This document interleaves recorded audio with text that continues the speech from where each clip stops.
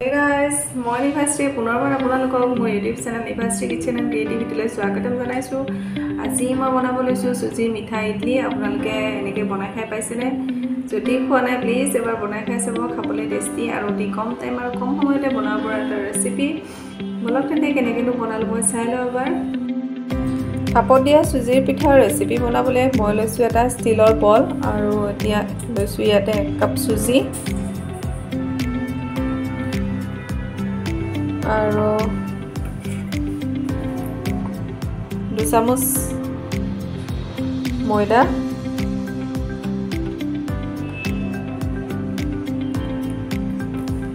আৰু এটা চেনি লৈছোঁ। চেনি আপোনালোকে মিঠা যিমান খায় সেই হিচাপে ল'ব পাৰে। মই ইয়াতে 3 চামুচ চেনি ব্যৱহাৰ কৰিম।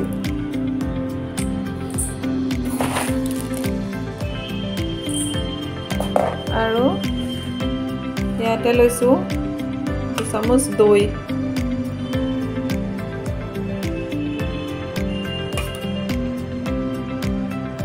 মই দৈ 3 চামুচে দি দিছোঁ।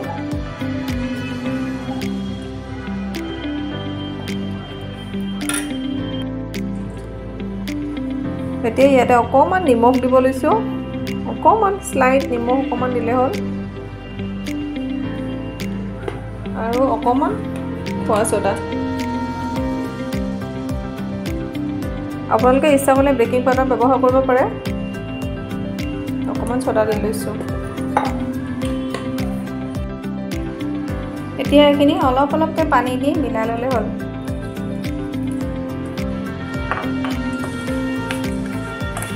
খাব যাতে একেবাৰে পনীয়া হৈ নাযায়।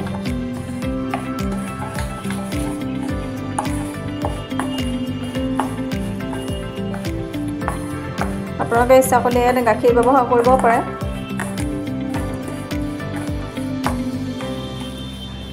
পানীৰ ঠাইত গাখীৰ দি দিব পাৰে।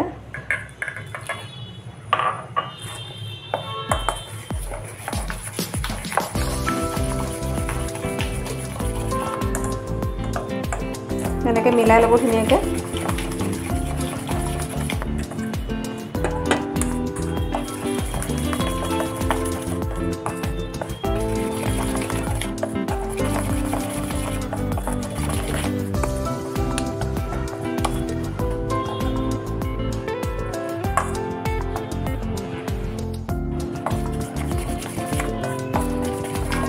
এতিয়া এইখিনি মই আধা ঘণ্টাৰ কাৰণে এনেকৈ ৰাখি দিম যাতে চুজিখিনি আৰু অলপ ফুলি আহে।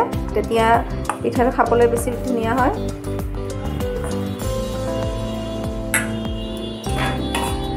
এইখিনি এনেকৈ অলপ টাইমৰ কাৰণে ৰাখি দিম।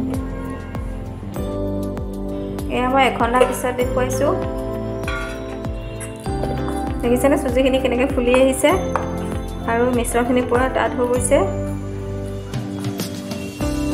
এতিয়া মই ইয়াতে অকণমান গাখীৰ দি দিছোঁ।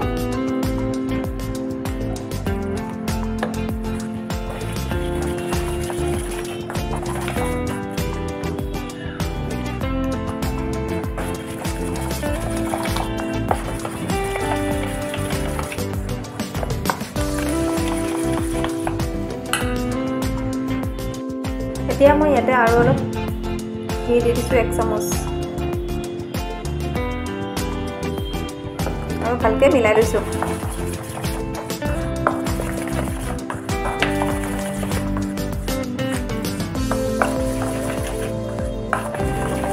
সেই সলনি আপোনালোকে বাটাৰ নহ'লে ৰিফাইন তেলো ব্যৱহাৰ কৰিব পাৰে।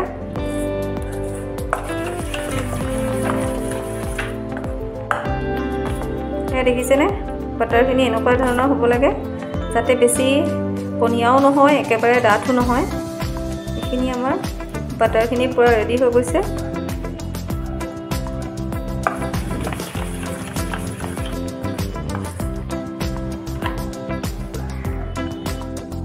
এতিয়া মই এইটো পেন লৈছোঁ আৰু ইয়াতে আধা গ্লাছ পানী দি দিছোঁ। আধা গ্লাছ পানী দি দিছোঁ আৰু এইখিনি উতলিবলৈ দি দিম। গেছ অন কৰিলোঁ আৰু পানীখিনি উতলিবলৈ দি দিছোঁ। আপোনালোকে ইচ্ছা কৰি কুকাৰ ব্যৱহাৰ কৰিব পাৰে। মোৰ ওচৰত ডাঙৰ কুকাৰ নাছিলে সেইকাৰণে মই এইটোৱে ব্যৱহাৰ কৰোঁ। পানীখিনি উতলিবলৈ দি দিছোঁ আৰু এইখিনি টাইমতে মই ইডলি ষ্টেণ্ডত ইডলি ষ্টেণ্ডটো ৰেডি কৰি লৈছোঁ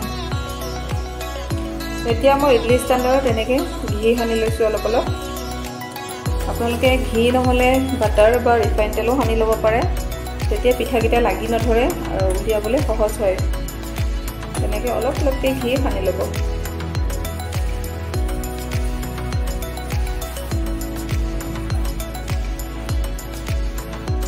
তেতিয়া ইয়াতে ফালি লোৱা কাজু এফাল এফাল দি দিছোঁ মই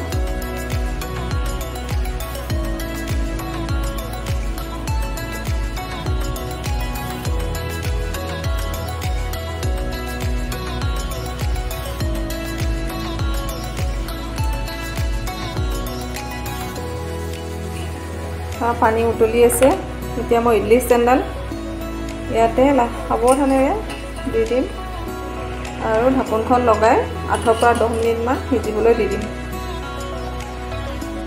10 মিনিট পিছত মই ঢাকনখন গুচাই চাইছোঁ পিঠা সিজি গৈছে যদি আপোনালোকে চেক কৰিব বিচাৰে তেতিয়াহ'লে টুথপিক নহ'লে চুৰি এখনেৰে এনেকৈ চাব যদি ইয়াতে লাগি নাহে তেতিয়া গম পাব পিঠা সিজিছে আৰু এতিয়া মই গেছটো অফ কৰি দিছোঁ আৰু ইডলি ষ্টেণ্ডটো ঠাণ্ডা হ'বলৈ প্লেট এখনত দি দিছোঁ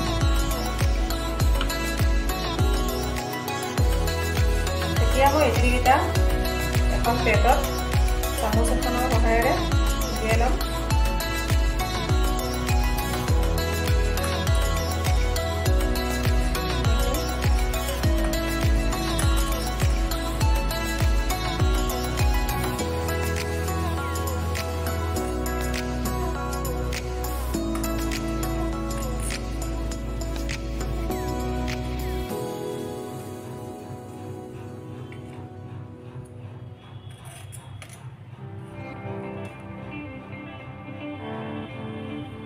দেখিছেনে আমাৰ ইডলি পিঠা ৰেডি হৈ গৈছে এতিয়া মই এটা আপোনালোকক ভাঙি দেখাইছোঁ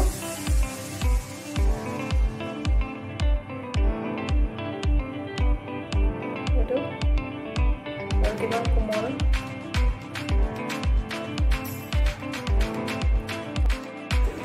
আপোনালোকে যদি চুজি এনেকুৱা মিঠাই দি এতিয়ালৈকে বনাই খোৱা নাই এবাৰ বনাই খাই চাবচোন খাবলৈ টেষ্টি আৰু অতি কম সময়তে আৰু কম খৰচতে বনাব পৰা এটা ৰেচিপি হয় আশা কৰিছোঁ ভিডিঅ'টো চাই ভাল পাইছে যদি ভাল পাইছে প্লিজ লাইক আৰু শ্বেয়াৰ কৰি দিব আৰু যিসকলে চেনেলটো এতিয়ালৈকে ছাবস্ক্ৰাইব কৰা নাই তেওঁলোকে প্লিজ চেনেলটো ছাবস্ক্ৰাইব কৰি দিব তেতিয়া আজিলৈ আহিছোঁ পুনৰ এটা নতুন ভিডিঅ'লৈ লগ পোৱাৰ আশাৰে ভিডিঅ'টো শেষলৈকে চাওক বহুত বহুত ধন্যবাদ